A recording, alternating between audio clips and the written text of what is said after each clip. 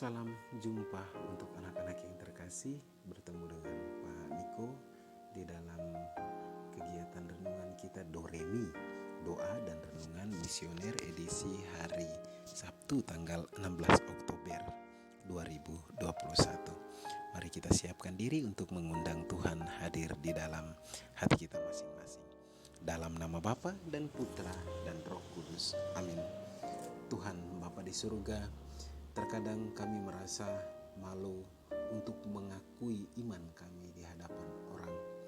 Ajarilah kami untuk selalu berani tampil mengakui iman kami dimanapun kami berada.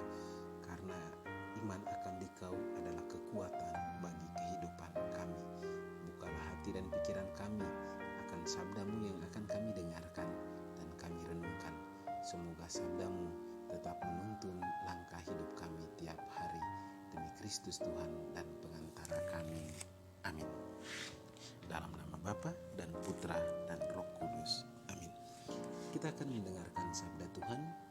Semoga Tuhan beserta kita sekarang dan selama-lamanya. Inilah Injil Yesus Kristus karangan Santo Lukas. Dimuliakanlah Tuhan. Injil Lukas pasal 12 ayat 8 sampai 12. Aku berkata kepadamu, setiap orang yang mengakui aku di depan manusia, Anak Manusia juga mengakui dia di depan malaikat-malaikat Allah. Tetapi barang siapa menyangkal aku di depan manusia, ia akan disangkal di depan malaikat-malaikat Allah. Setiap orang yang mengatakan sesuatu melawan anak manusia, ia akan diampuni. Tetapi barang siapa menghujat Roh Kudus, ia tidak akan diampuni. Apabila orang menghadapkan kamu kepada majelis-majelis atau kepada pemerintah-pemerintah dan penguasa-penguasa, janganlah kamu khawatir bagaimana dan apa yang harus kamu katakan untuk membela dirimu. Sebab pada saat itu juga Roh Kudus akan mengajar kamu apa yang harus kamu katakan. Demikianlah sabda Tuhan, terpujilah Kristus. Baik anak-anak yang dikasihi oleh Tuhan, Pak Guru mengambil satu kutipan teks kitab suci dari Injil Lukas pasal 12 ayat 8 untuk kita renungkan bersama. Aku berkata kepadamu, setiap orang yang mengakui aku di depan manusia, Anak Manusia juga akan mengakui dia di depan malaikat-malaikat Allah. Anak-anak yang terkasih, Pak Guru mengawali renungan ini dengan dua cerita sederhana yang akan mengantar kita untuk merenungkan sabda Tuhan ini. Cerita pertama, ada sebuah keluarga, satu keluarga, mereka ingin pergi untuk makan bersama di warung makan. Sampailah mereka di warung makan, lalu mereka memesan makanan. Kebetulan di warung makan itu sudah ada banyak orang yang duduk di dalam. Lalu mereka mendapatkan satu meja makan, mereka duduk di sekeliling meja makan itu untuk mulai memesan makanan. Ada hal yang dilihat, diamati oleh keluarga itu di meja makan, di rumah makan itu. Di meja sebelah mereka ada sebuah keluarga juga yang duduk makan. Ketika makanan mereka diantar oleh pelayan, sang bapa lalu meminta, marilah kita berdoa sebelum kita makan. Kebetulan mereka adalah keluarga muslim, lalu bapaknya memimpin doa dalam ajaran iman mereka. Sesudah itu mereka makan bersama. Giliran tiba ketika makanan dari keluarga Katolik ini, keluarga Kristen ini datang. Ketika makanan sudah tersaji, sang bapa lalu berkata kepada ibu dan dua anaknya, ayo tong makan sudah. Lalu tiba-tiba anak yang paling bungsu bilang, ji bapak tong berdoa dulu. Lalu bapaknya tidak langsung memimpin doa, tetapi dia minta untuk mama aku yang pimpin doa sudah. Lalu mama juga tidak langsung untuk memimpin doa, tapi dia mulai mengalihkan lagi, kakak yang pimpin doa boleh. Lalu kakak bilang, saya tidak mau, adik sudah yang pimpin doa. Lalu adik yang bungsu ini, sudah mari kita berdoa. Marilah kita berdoa. Lalu adik bungsu ini memimpin doa makan, sesudah itu baru mereka makan. Anak-anak yang terkasih, apa sebenarnya yang terjadi di dalam diri bapak, mama, dan kakak itu? Kenapa mereka tidak mau pimpin doa? mungkin di dalam hati anak-anak bisa memikirkan apa penyebabnya sehingga sang bapak, sang ibu, dan sang kakak tidak mau pimpin doa. Mungkin ada jawaban sederhana, itu malu. Jawaban sederhana mungkin bapak malu untuk pimpin doa, atau mama malu untuk pimpin doa, atau kakak malu untuk pimpin doa, karena memang mungkin tidak terbiasa untuk makan di luar di tengah orang banyak diawali dengan doa.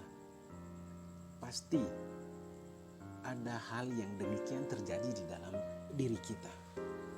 Pasti entah itu memang lupa untuk berdoa atau memang sengaja untuk lupa berdoa, tetapi hal ini pasti pernah terjadi. Anak-anak yang terkasih, 3 orang tadi, bapak, mama, dan kakak, sebenarnya malu untuk mengakui imannya. Malu untuk mengakui imannya di depan banyak orang, di sekeliling banyak orang. Mungkin bapak malu karena takut dilihat meja sebelah atau meja di orang-orang yang ada di meja sebelah. Itu orang Katolik kan? Demikian juga dengan mama, dengan kakak. Semoga itu tidak terjadi pada diri kita, diri anak-anak. Jangan takut.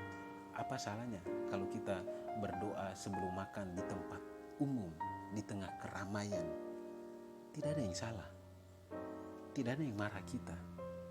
Tidak ada yang tiba-tiba, "Yeay, tidak tahu malu berdoa. Orang Katolik duduk makan baru berdoa lagi." Tidak ada. Baik anak-anak yang terkasih, ada cerita satu lagi. Ini pengalaman nyata yang Pak Guru alami. Ketika saya dari Sorong bersama dengan 2 teman frater, waktu itu masih frater, kita akan ke Jayapura untuk melanjutkan studi di STFT. Kami naik kapal, lalu kami tidur di ruangan kelas. Jadi makannya itu makan di tempat makan yang bagian kelas punya. Ketika kami duduk makan, kami bertiga di satu meja, lalu kami memulai dengan doa. Yang terjadi sesudah makan adalah orang di sebelah meja makan kami itu menyampaikan kepada kami, "Kakak mereka ini Katolik ya? Pastorkah atau pendeta? Pastorkah frater?" Lalu bahasa itu saja membuat kami merasa bingung, merasa heran. Orang ini tahu dari mana kalau kami ini Katolik? Orang ini tahu dari mana bahwa kalau di Katolik itu ada pastor, ada frater? Lalu kami tanya, "Kenapa Bapak?" "Habis tadi kakak dorang makan itu kakak dorang buat tanda salib, jadi pasti kakak dorang orang Katolik, tapi saya mau tanya, pastor kah frater?" Lalu salah satu teman frater saya bilang, "Ini kami frater, kami akan ke Jayapura untuk melanjutkan studi di STFT." "Oh pantas, kalau frater pasti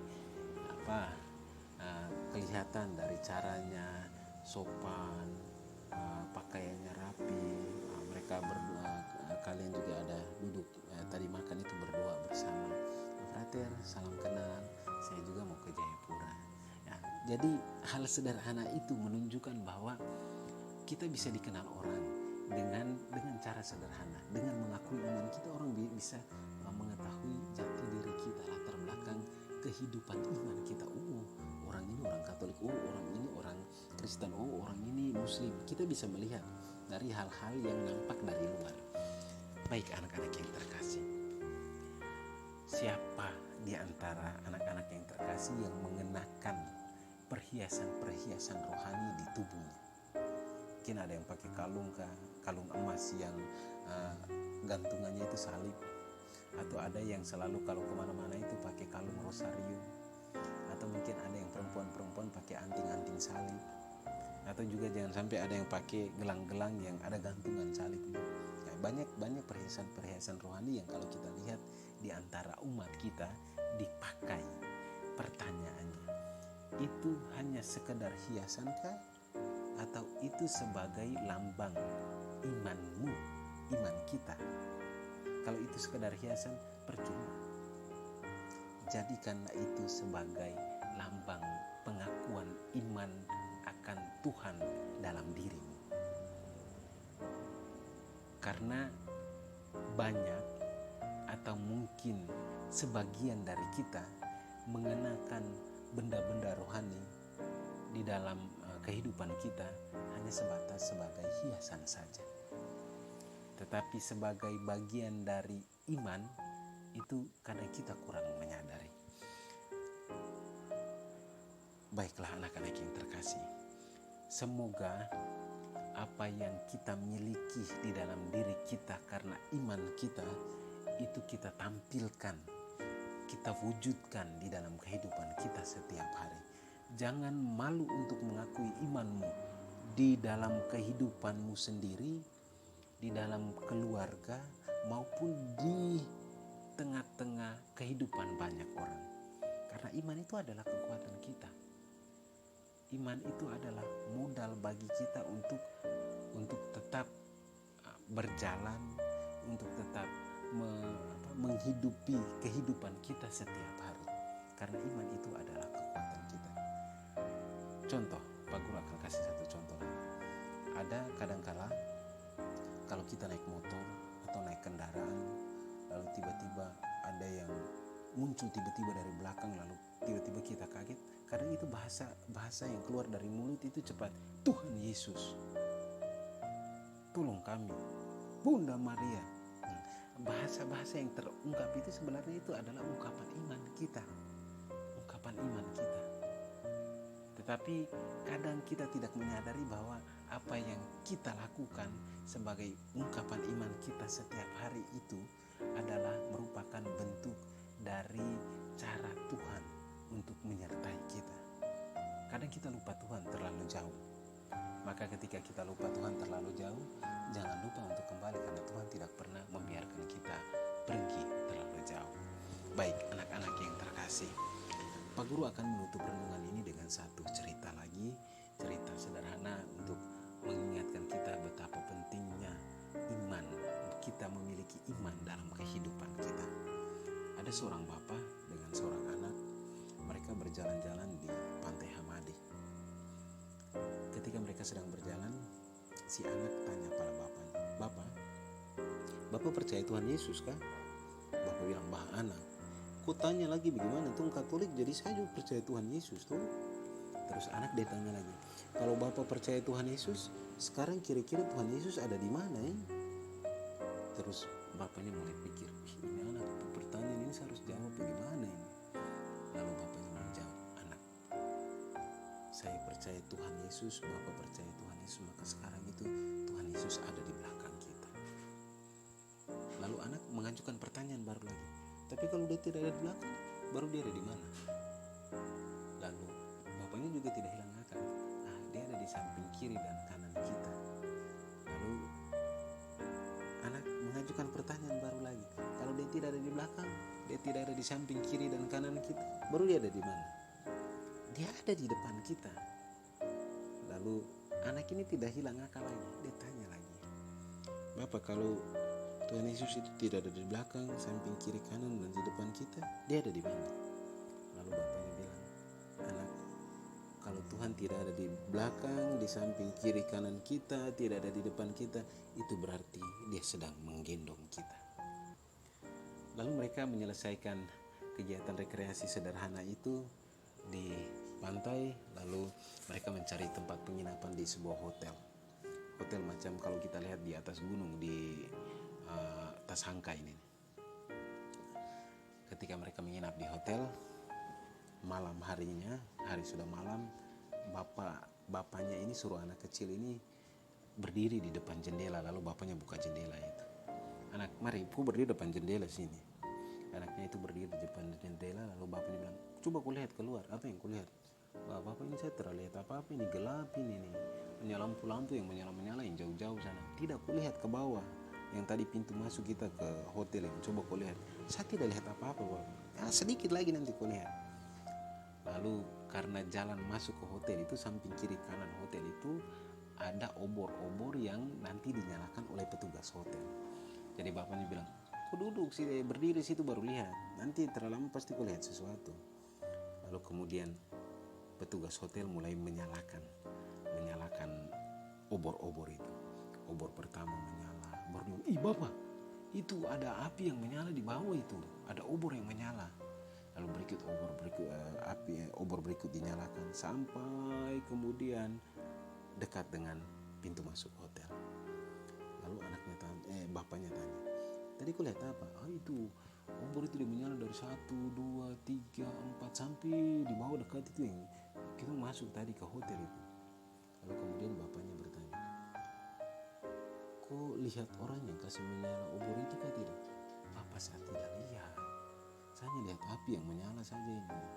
Lalu bapaknya bilang, anak, demikian juga dengan Tuhan. Kita tidak melihat dia, tapi dia ada di dalam hati kita, dan dia selalu menyalakan semangat di dalam hati kita untuk kita tetap menjalani kehidupan ini. Jadi Tuhan itu ada di dalam kau punya hati, ada di dalam Bapa punya hati, ada di dalam hati setiap orang yang percaya kepadanya. Anak-anak yang terkasih, apakah Tuhan juga ada di dalam hatimu? Lalu apakah Tuhan itu juga membuatmu merubah kehidupanmu setiap hari? Semoga Tuhan itu hidup di dalam hati kita masing-masing, sehingga kita juga boleh memaknai hidup kita seturut dengan ajarannya, seturut dengan sabdanya. Semoga demikian. Amin. Baik anak-anak yang terkasih, mari kita sama-sama berdoa, doa anak misioner. Marilah kita berdoa. Tuhan Yesus, Engkau diutus Bapa menjadi berkat bagi dunia, menjadi selamat bagi manusia. Utuslah kami anak-anak-Mu di Indonesia untuk menjadi sahabat yang kuat bagi yang lemah, sahabat yang rela berkorban bagi yang menderita payah, sahabat penghibur bagi yang sakit dan gelisah. Tuhan Yesus, kami pun ingin menjadi utusan-utusan kecil-Mu, teman setia bagi yang tersingkir terlantar, teman bicara bagi yang kesepian terlupakan, sobat yang gembira bagi yang sedih dan susah, sobat penuh penghargaan bagi yang tak dicintai. Tuhan Yesus, utuslah kami kini dengan bantuan Roh Kudus-Mu menjadi garam dan ragi yang baik, menjadi terang dan obor yang cemerlang, membawa kegembiraan dan pengharapan. Tuhan Yesus, kuduskanlah badanku dan sucikanlah jiwaku. Ku persembahkan diriku padamu hari ini. Berkatilah semua anak dimanapun juga. Berkatilah semua orang yang kami jumpai, siapapun juga. Amin. Bapa kami yang ada di surga, dimuliakanlah nama-Mu, datanglah kerajaan-Mu, jadilah kehendak-Mu di atas bumi seperti di dalam surga. Berilah kami rezeki pada hari ini, dan ampunilah kesalahan kami, seperti kami pun mengampuni yang bersalah kepada kami. Dan janganlah masukkan kami ke dalam pencobaan, tetapi bebaskanlah kami dari yang jahat. Amin. Salam Maria, penuh rahmat, Tuhan sertamu. Terpujilah engkau di antara wanita, dan terpujilah buah tubuhmu Yesus. Santa Maria Bunda Allah, doakanlah kami yang berdosa ini sekarang dan waktu kami mati. Amin. Kemuliaan kepada Bapa dan Putra dan Roh Kudus, seperti pada permulaan, sekarang, selalu, dan sepanjang segala abad. Amin. Baik anak-anak, terima kasih karena kita sudah sama-sama mendengarkan dan merenungkan sabda Tuhan. Semoga Tuhan tetap hidup di dalam hati kita. Tetap jaga kesehatan, jaga protokol kesehatan supaya kita tetap diselamatkan oleh Tuhan, terhindar dari wabah virus corona. Saya jaga kau jaga saya. Sampai jumpa pada edisi Doremi